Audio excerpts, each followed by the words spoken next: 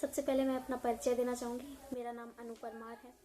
मैं आपको यूपीएससी से कुछ रिलेटेड टॉपिक्स के बारे में बताना चाहती हूँ। जो आज का टॉपिक है अर्थव्यवस्था, मीन्स इकोनॉमिक्स।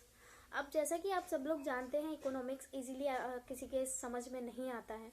सबसे पहले तो कंफ्यूजन होता है कि अर्थव्यवस्था क्या है और अर्थशास्त्र क्या है। What is economy and economics.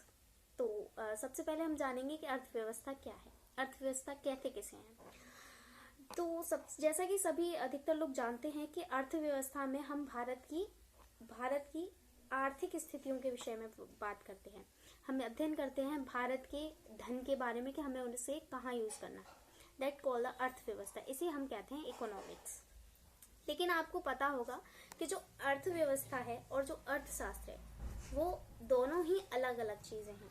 एक नहीं है, बहुत लोग उसे एक मानते हैं, लेकिन ये दोनों ही अलग हैं।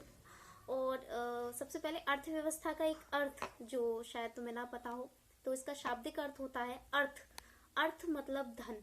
अर्थ का मतलब होता है इसमें धन, और व्यवस्था होती है, व्यवस्था का मतलब होता है उपयोग करना।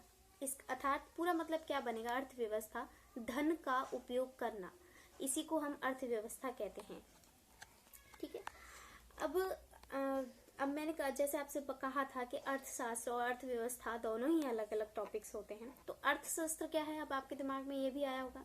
भाई ठीक है, अर्थव्यवस्था जब देश की आर्थिक स्थितियों का अध्ययन करना है तो अर्थशास्त्र क्या है। तो सिंपल आपको बताएं कि धन संबंधी जितने भी मामले होते हैं, मतलब सभी क्रियाएं, मानव की सब धन संबंधी सभी क्रियाएं जो हैं अर्थशास्त्र में आती हैं। और अर्थव्यवस्था अर्थशास्त्र का जो है एक क्रियाशील रूप होता है केवल।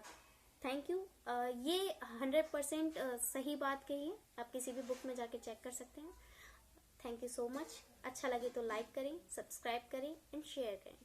Thank you so much for my watching. Next topic मैं आपके लिए लाऊंगी बैंकों का इतिहास, हिस्ट्री ऑफ बैंक्स, कि कैसे ये बैंक आए।